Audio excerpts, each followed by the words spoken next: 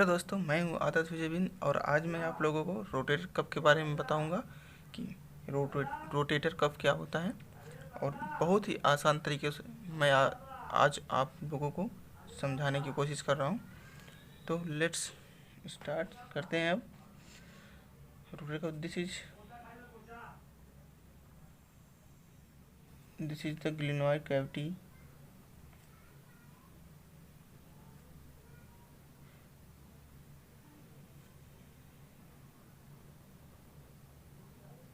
ये हमारी glenoid cavity.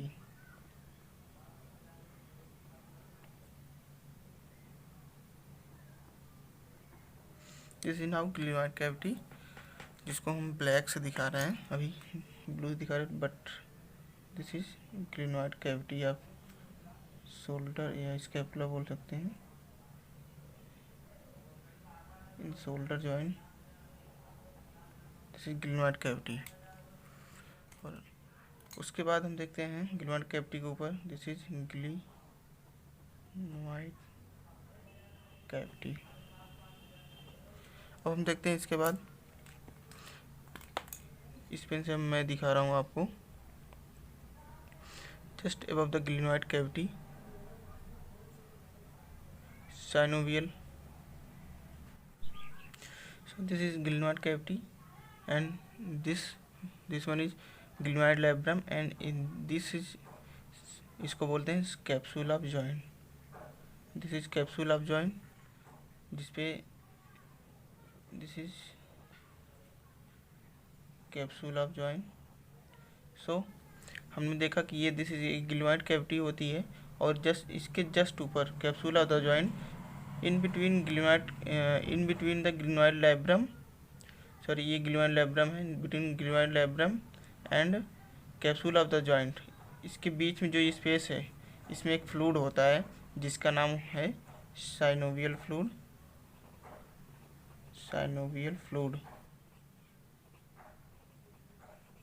This is synovial fluid.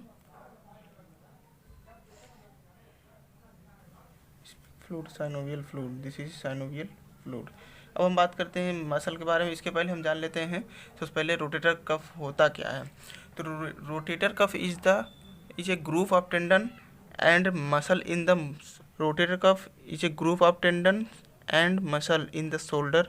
Rotator cuff जो होता है, ग्रुप ऑफ टेंडन का ग्रुप होता है, मसल का ग्रुप होता है शोल्डर में, जो कि कनेक्ट करता है head of humerus to glenoid cavity.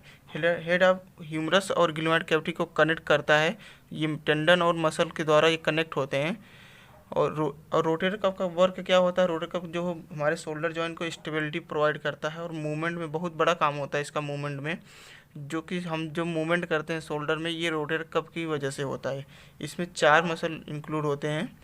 आपको दिखाने जा रहे हैं कि मसल किस तरह से अटैचमेंट होता है। सबसे पहले हम जानते हैं कि दिस इज, ये एंटीरियर है, ये इसके बाद हम बताते हैं ये पोस्टीरियर, सॉरी ये सुपीरियर, ये posterior, anterior, posterior, superior, this inferior.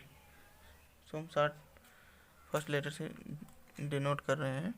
तो अब हम बात करते हैं मसल की। तो मसल हम सबसे पहले देखते हैं एंटीरियर साइड से। ये मसल हमारी सब स्कैपुलरिस है, जो कि लगी होती है जॉइंट कैप्सूल से। और सेकंड मसल जो है सुप्रास्पाइनेटस, और ये नेक्स्ट वाल मसल है इंफ्रास्पाइनेटस। और लास्ट में जो होती है फोर्थ मसल, उसका नाम है teres minor.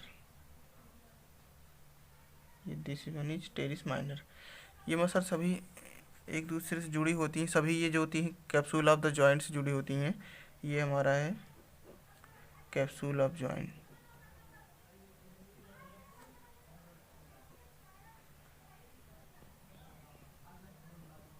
Capsule of joint capsule है ये। इसके ऊपर ये जो सब स्कैपुलर मसल होती है, ये लगी होती है एंटीरियर साइड में, और ऊपर के सुपीरियर साइड में ये लगी होती है सुप्रास्पाइनेटस। जस्ट उसके बगल में लगा होता है इंफ्रास्पाइनेटस। एंड जो पोस्टीरियर साइड में होती है टेरिस माइनर मसल होती है। ये fourth muscle are include in the rotator cuff for stability of the shoulder joint. अब इसके बाद हम बात करते हैं कि इनके मसल के अलावा इसमें क्या क्या होता है। एक टेंडन होता है और इसमें बाइसेप्स होते हैं। बाइसेप्स का लॉन्ग हेड होता है जो जो हमारे ग्लिनोइड कैविटी यानी कि ग्लिनोइड कैविटी जो घिरा होता है उससे उसको बोलते हैं glenoid labrum. This one is glenoid labrum. एक हमारी ये जुड़ी होती है ग्लिनोइड लैब्रम। ये ग्लिनोइड लैब्रम और कैप्सूल ऑफ द जॉइंट से जुड़ा होता है जो बाई ट्राइसेप्स का टेंडन होता है यहाँ पे आके अटैच्ड होता है। Sorry, biceps, long head of biceps का टेंडन यहाँ पे आकर अटैच होता है। ये हमारा हो गया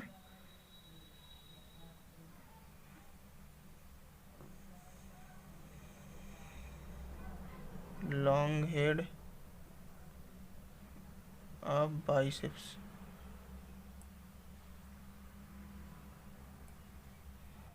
ये हमारा हो गया लॉन्ग हेड ऑफ बाइसेप्स।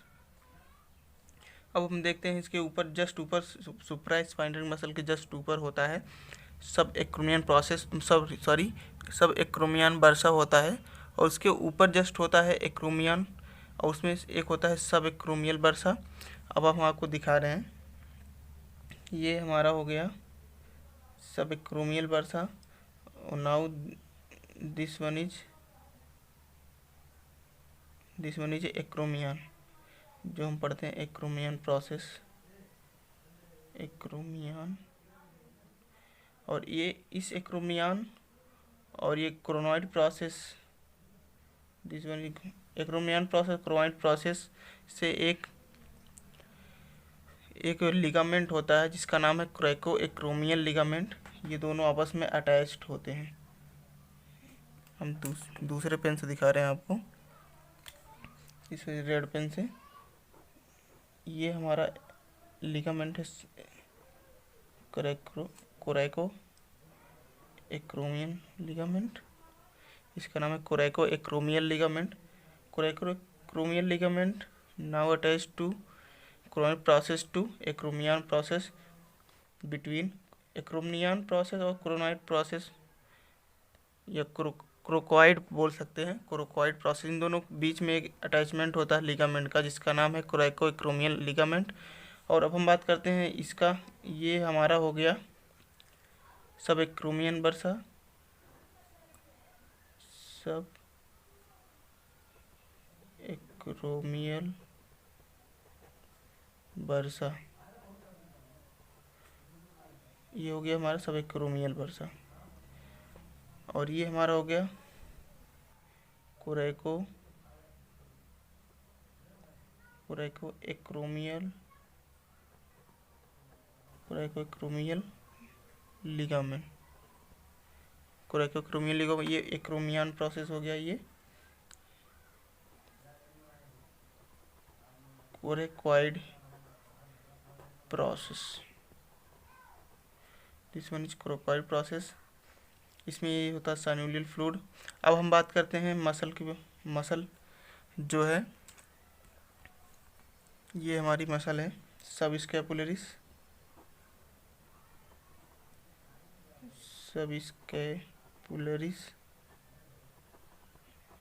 ये टेरिस माइनर,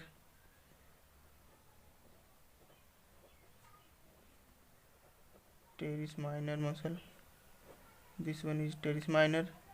infraspinatus,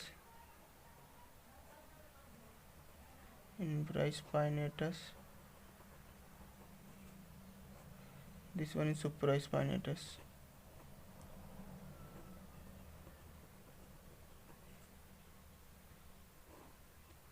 ये हमारा हो गया रोटेटर कफ। ये 4 मसल हो गई हमारे रोटेटर कफ में। अब हम बात करते हैं अगर रोटेटर कफ की मसल को शॉर्टकट की में याद रखना है तो आप याद कर सकते हैं सिट्स, SITS, सिट्स से आप याद कर सकते हैं। This is subscapularis infraspinatus, this is supraspinatus, infraspinatus, teres minor and सब स्केपुलरिस। इस तरह से आप याद कर सकते हैं, क्योंकि सबसे पहले हम देखते हैं सुपीरियर साइड में, तो आप देख सकते हैं सिट्स है, SITS 4 muscle SITS, supraspinatus, infraspinatus, teres minor और सब स्केपुलरिस, ये 4 मसल का निमोनिक्स हो गया। आप इसको याद कर सकते हैं सिट्स से, ये आप एनी टाइम याद रहेगा, सिट्स आप याद रखेंगे तो आप ये चारों मसल आप भूलेंगे नहीं।